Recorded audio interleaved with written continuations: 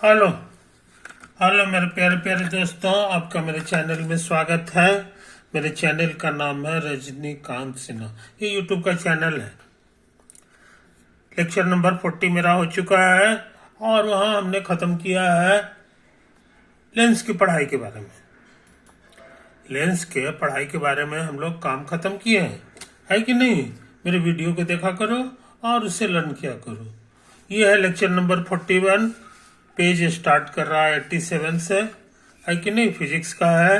Prism के बारे में आज बात करेंगे। प्रिज्म में जो है रिफ्रैक्शन होता है, उसमें मिनिमम डेविएशन होता है कि नहीं? तो उसी के बारे में आज हम बात करना चाह रहे हैं। उससे संबंधित जो फार्मूला है वो जो है समझने की कोशिश करें। सबसे पहले रिफ्रैक्शन समझ लें, है ना? यही सब चीजें हैं। मान लो ये पानी है या कुछ भी है, तो इसका रिफ्रैक्टिव इंडेक्स को म्यू कह दो। रिफ्रैक्टिव इंडेक्स को हम लोग म्यू2 कह दें, है कि नहीं? और इधर जो है ये भी ट्रांसपेरेंट मीडियम है, इसका भी रिफ्रैक्टिव इंडेक्स कुछ होगा। रिफ्रैक्टिव इंडेक्स को हम लोग म्यू1 कह दें। और रोशनी जो है वो जा रहा है, रोशनी तुम्हारा इधर से आया है ना? और ये ग्रीन कलर के वाला रास्ता से ये लौट आया है।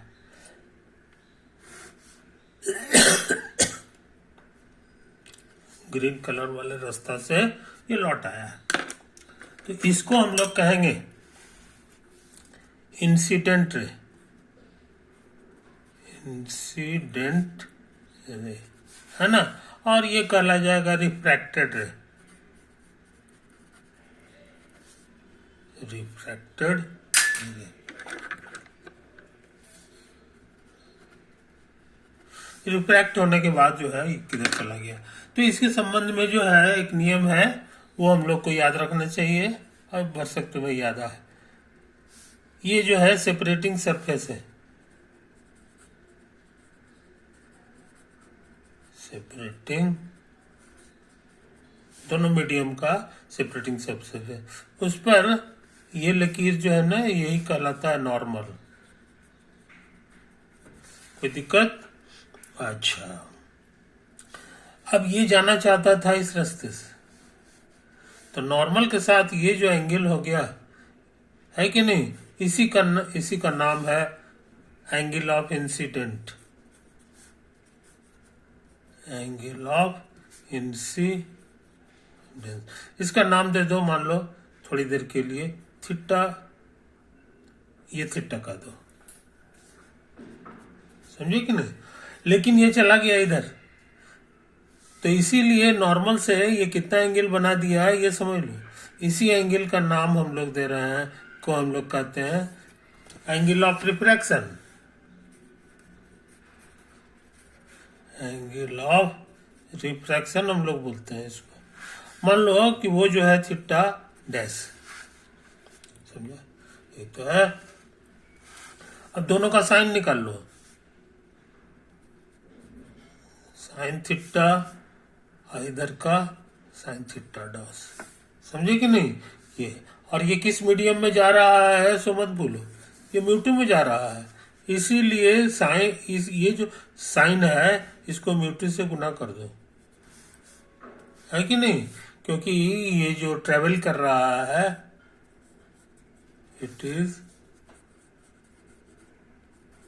ट्रेवलिंग इन मीडियम म्यू2, समझे कि नहीं? इसी से दोनों को आपस में मल्टीप्लाई किया जाता है, इसी को ध्यान में रखते हो। उसी तरह काम यहां कर दो। ये एंगल ऑफ इंसिडेंस है, ये वाला तुम्हारा सॉरी इसका थीटा नाम था, तो ये भी उतना ही लंबा होगा, है कि नहीं? आमने सामने का एंगल जो है, तो ये हमारे लिए थीटा हो गया। और ये जो चल रहा है किस मीडियम में चल रहा है? It is travelling in mu one. Mu one में चल रहा है, तो इसको म्यू1 से गुना करना होगा। ये दोनों बराबर होता है, ये पता लगाए थे कौन आदमी? तो स्नेल साहब जो है ये काफी पहले ही पता लगा लिए थे, इसलिए स्नेल्स लॉ के नाम से मशहूर है कि नहीं? ये चीज समझ लो। इन आवर फिगर, हमारे फिगर में ये एंगल और ये एंगल में कौन बड़ा है सो समझ लो। तो ये तो थीटा हमारा इतना लंबा है और ये हमारा थीटा डैश है, हमारे फोटो में इससे ही लंबा है। तो मैथ कहता है कि साइन लगाने पर भी यही रिश्ता रहेगा, इसमें भी साइन लगाओ, इसमें भी साइन लगाओ। तो ये रास्ता जो है जस का तस रहता है। किसका कहना है? By math. अच्छा, अब सुनो, अब सुन लो, ऐसा करते हैं, इससे इसको डिवाइड कर दो। तो 1 बराबर जो है नहीं, 1 से बड़ा हो जाएगा sine theta dash by sine theta. समझे कि नहीं? ये चीज समझ लो। और यहां से sine theta dash by sine theta ये हो जाएगा μ1 बाई μ2। μ2 से गुना कर दो तो ये ऐसा हो गया। तो इसी बहाने हम लोग जान गए कि इस फोटो के अनुसार μ2 और μ1 में कौन बड़ा है। समझे कि नहीं? तो ये बड़ा है, इस फोटो में आपका μ2 से बड़ा है μ1। इसका मतलब हो गया कि this is a denser medium. Words में हम लोग कहते हैं कि डेंसर मीडियम, और ये वाला रेयरर मीडियम कहलाता है। तो रेयरर मीडियम में क्या तमाशा हुआ सो समझ लो। जिधर जाना चाहता था इंसिडेंट रे, उधर नहीं जा करके दूर भाग गया। समझे कि नहीं? It is away from normal, it is away from normal. समझे कि नहीं? तो अच्छे लड़के जल्दी में इस बात को बोलते नहीं है कि अगर हमारा रेयरर मीडियम में आ गया, जैसे हवा है बहुत रेयर, तो उसमें भाग जाएगा इधर की ओर, दूर भाग जाता है, दूर भाग जाता है। तो यही खेला है तुम्हारा रिफ्रैक्शन का। या स्नेल्स लॉ के बारे में तुम सीख चुके, स्नेल्स लॉ के बारे में तुम सीख चुके, है कि नहीं? तो ये चीज समझ लो। बहुत से लोग इसको ऐसे भी याद रखते हैं, है कि नहीं? अच्छा, इसको ऐसे ही रहने दो। तो हम लोग इस पेज में काफी इंपॉर्टेंट चीज सीख लिए हैं, इसको जरा गौर से देखो मेरे यार। यही तो है, यही। अच्छा, ये पेज 87 हो गया, अब 88 करने जा रहे हैं।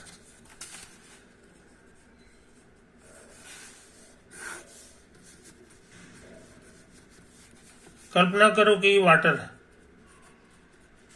वाटर का म्यू जहां तक हमको याद है करीब करीब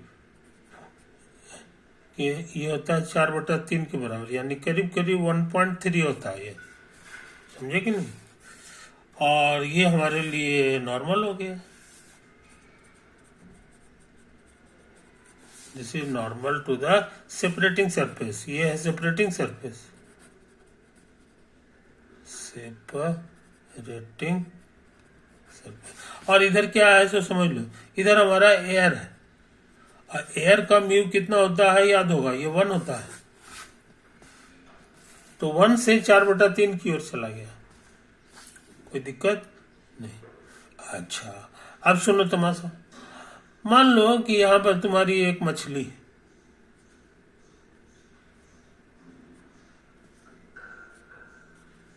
ये फिश, और इंसान जो है ऊपर से देख रहा है। इंसान का जो आंख है वो यही है, ये मछली का आंख है और ये है इंसान का ऑब्जर्वर।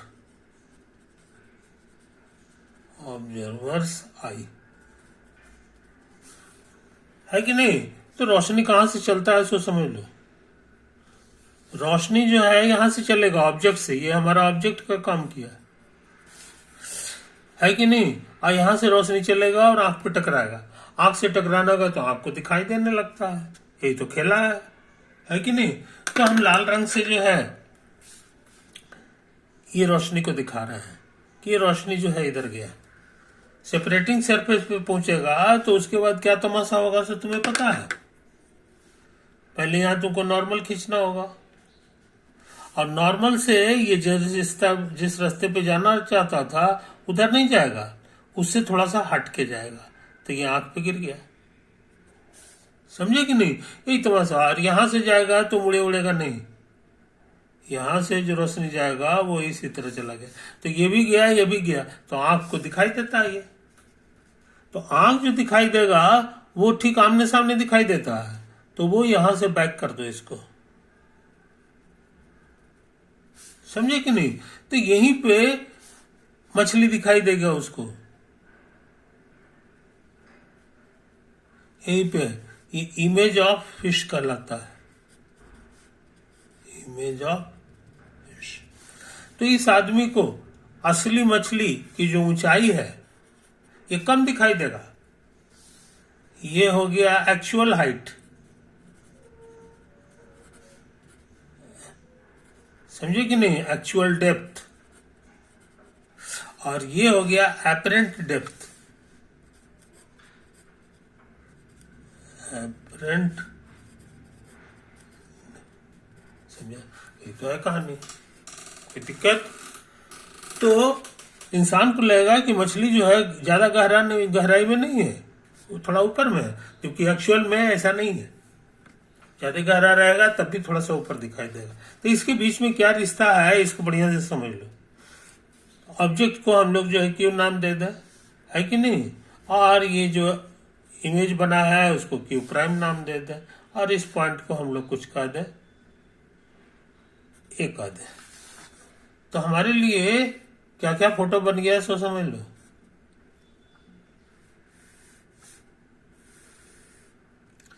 यही है क्यू, ये है क्यू प्राइम, ये है ए, और ये 90 डिग्री। समझे कि नहीं? ये फोटो को हम यहाँ पे उतार दिए। अब पूछोगे कि ये कौन सा है, तो इसको आर कह दो, इसको आर कह दो। याद रखो ये पूरा खेला में जो है ये बहुत इतना दूर नहीं रहता है, आंख छोटा रहता है तो ये बहुत नजदीक नजदीक रहता है। ए एंड आर आर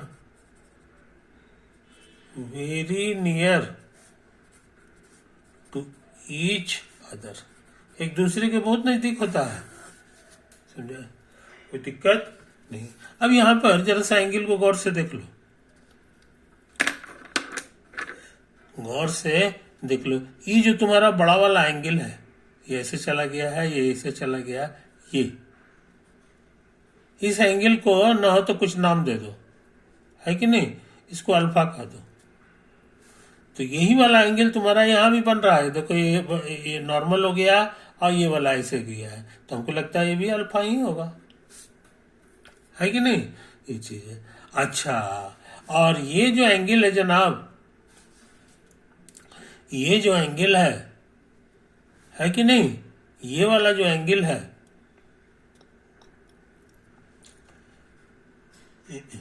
इसमें और इसमें, ये वाला तो ये तो इधर हो गया, नहीं ये तो इधर हो गया और ये हो गया, तो यही जो एंगल है यही ये एंगल है, तो इसको ना होता अल्फा के जगह अल्फा प्राइम कर दो।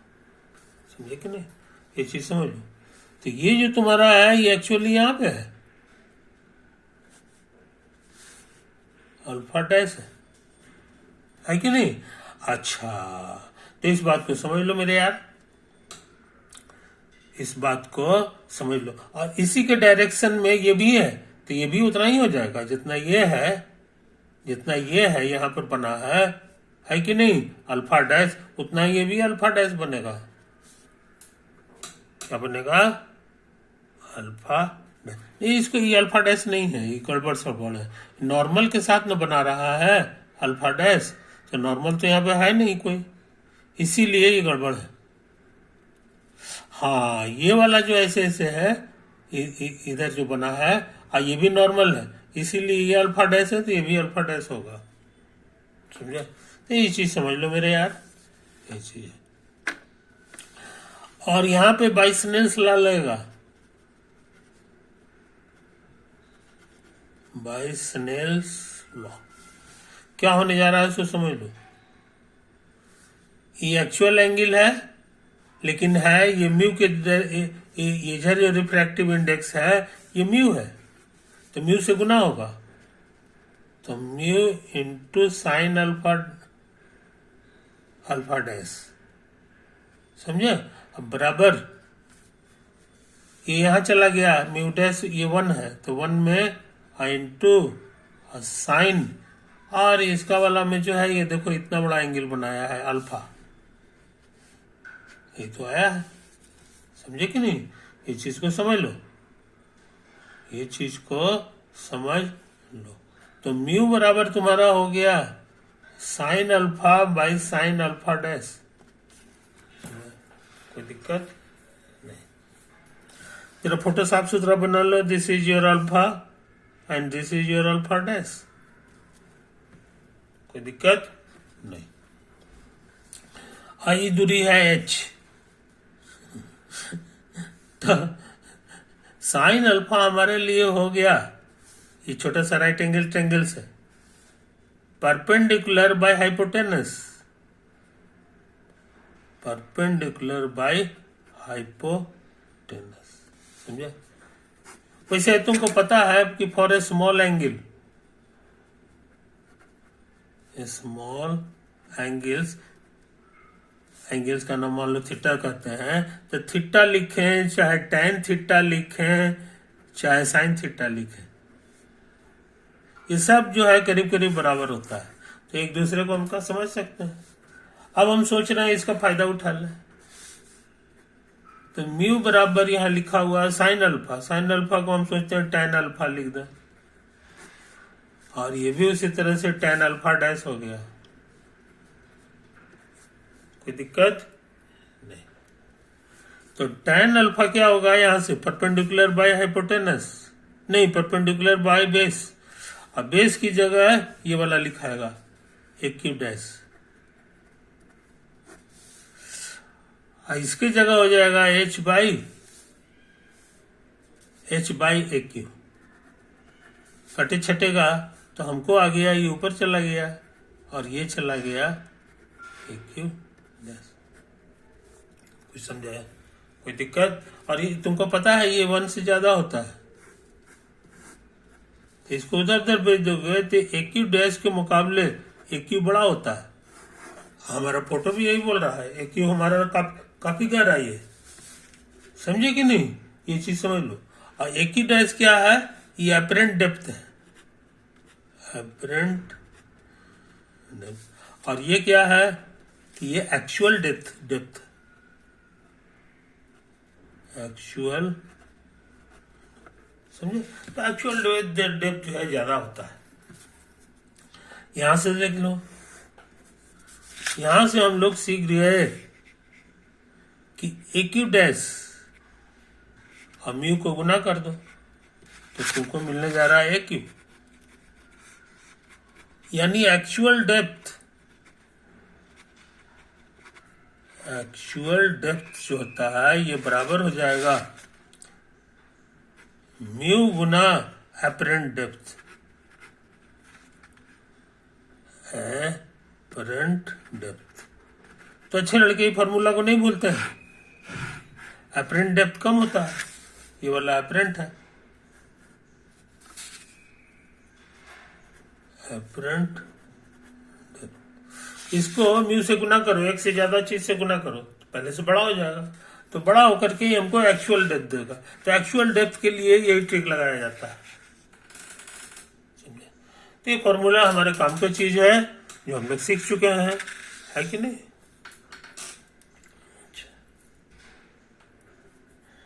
अब सुनो हम क्या करना चाहते हैं। अब हम क्या करना चाहते हैं,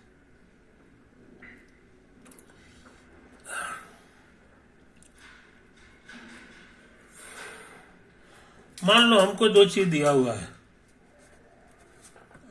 इसको साफ सुथरा देख लो पहले, है कि नहीं?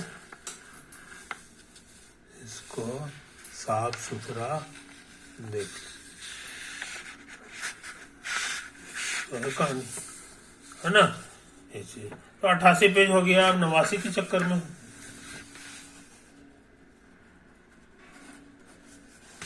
89 के चक्कर में, तो 89 में क्या करना चाह रहे हैं सो समझ लो। ये जो है हमारे लिए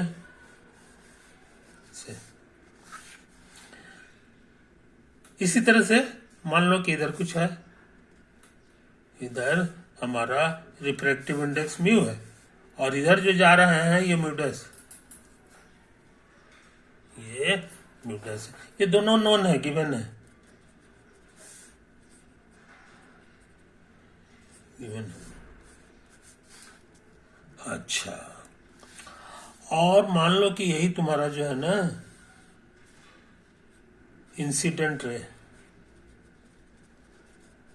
इंसिडेंट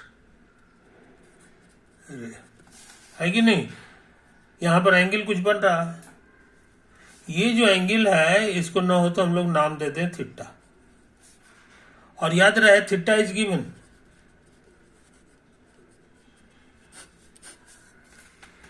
समझे कि नहीं? तो हम चाहते हैं ज्योमेट्रिकली इसका फोटो बनाना कि थीटा डैश क्या होगा।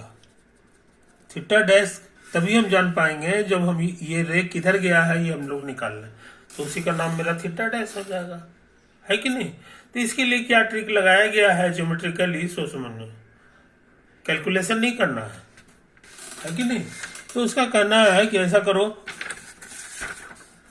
करो जनाब कि जो है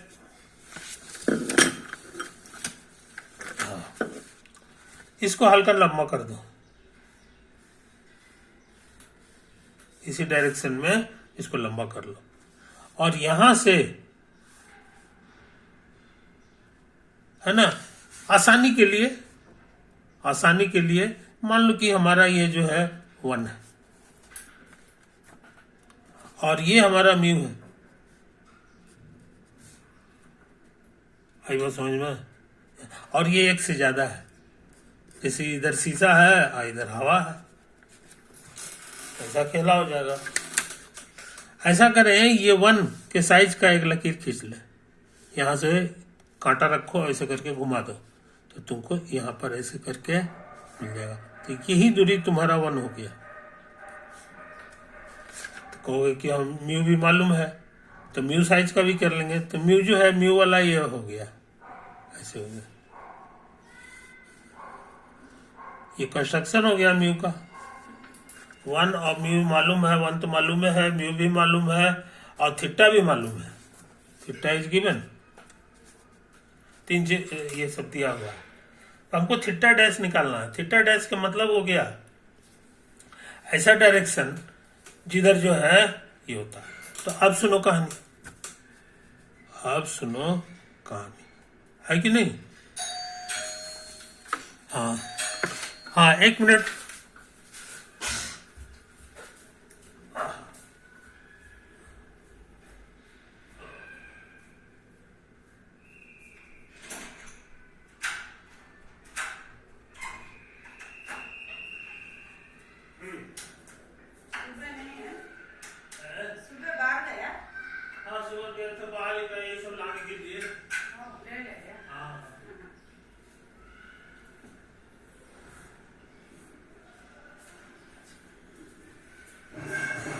हेलो, अब सुनो क्या कर रहे हैं जनाब।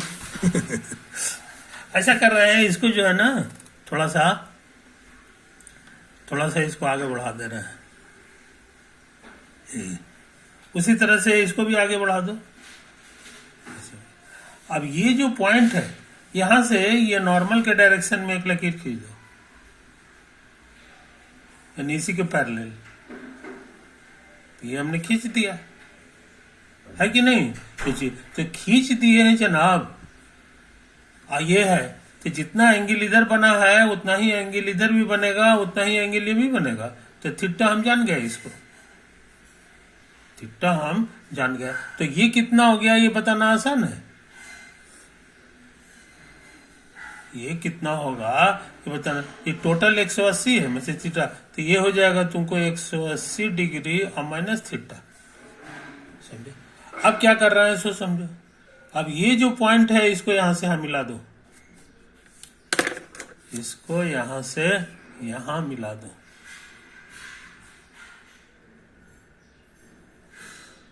समझे? नहीं, इसको जो है मिलाने का काम करो यहां से,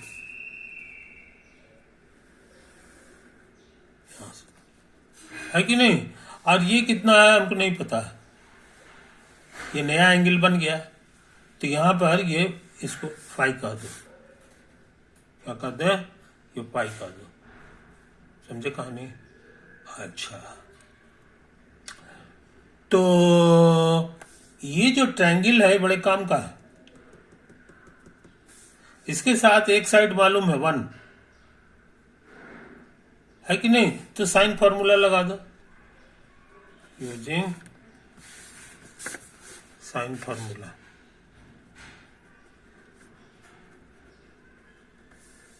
तो कहोगे 1 बाई साइन ऑफ सामने वाला एंगल फाई।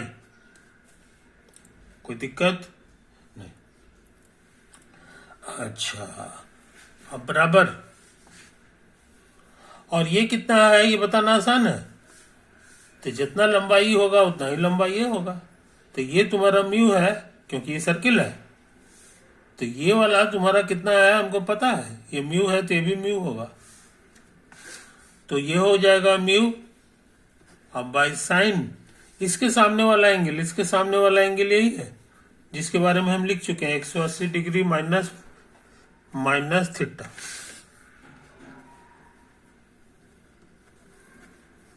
ये साइन फॉर्मूला से आया है। अच्छा, ये म्यू छोड़ दो। और ट्रिग्नोमेट्रिक आता है कि ये चीज बराबर साइन थीटा हो जाता है। समझे? कोई दिक्कत नहीं। अच्छा, और सुनो, अब by Snell's law.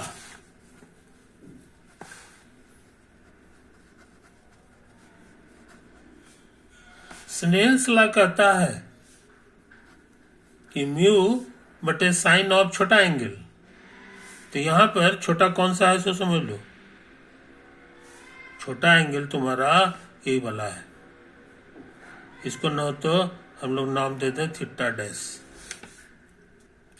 Theta dash,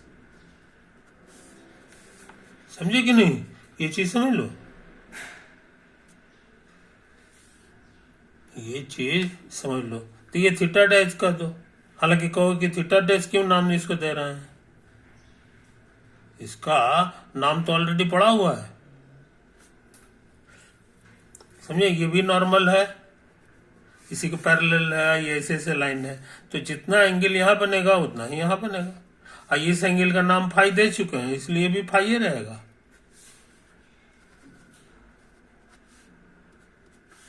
बराबर 1 इंटू साइन थीटा।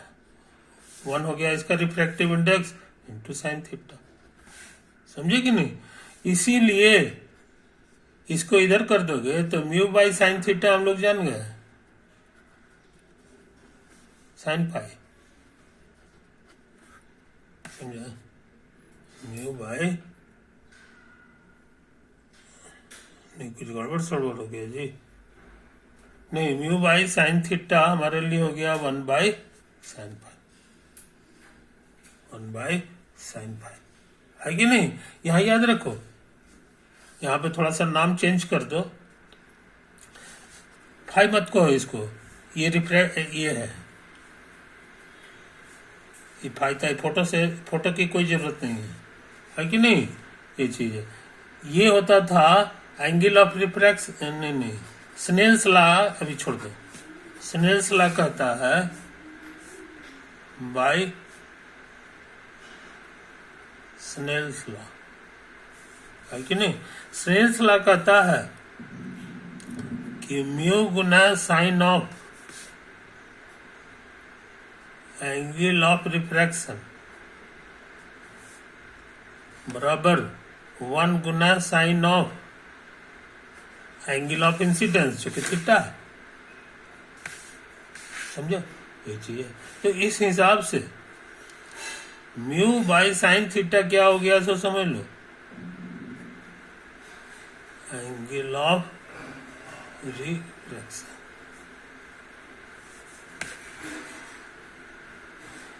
नहीं, गलती लिखा गया जी। यहां से हम लोग जान गए कि म्यू बाई साइन थीटा बराबर sine of angle of refraction, समझे। अच्छा, अब ये स्नेल्स लॉ से आया, और ये कितना होता है यहाँ पे हम लिख चुके हैं, इसको न हो तो नंबर दे दो स्टार। दिस इज 1 बाई,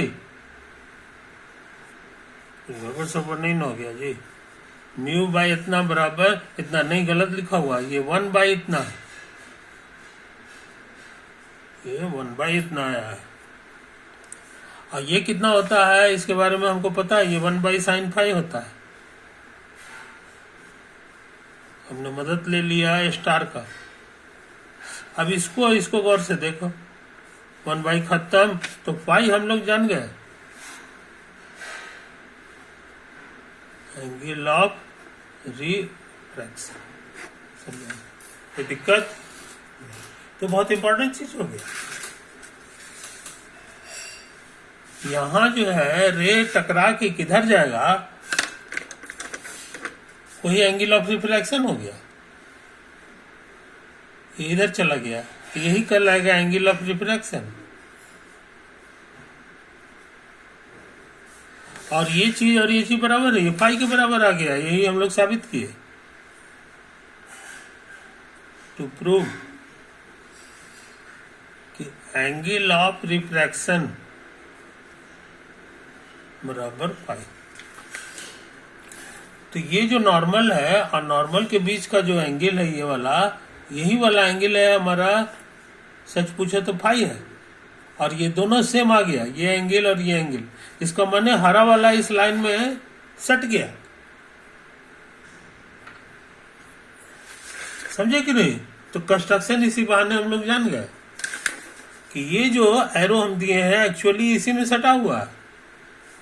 तो ज्योमेट्रिकल कंस्ट्रक्शन हम लोग जान गए, पहले 1 साइज का सर्किल खींचो, फिर म्यू साइज का सर्किल खींचो, दोनों मालूम है, और उसके बाद ये जो पॉइंट है, नया वाला पॉइंट मिला है, इसको यहां से फिर एक नॉर्मल खींच दो, यानी इसके पैरेलल, तो ये लकीर खींच दोगे, तो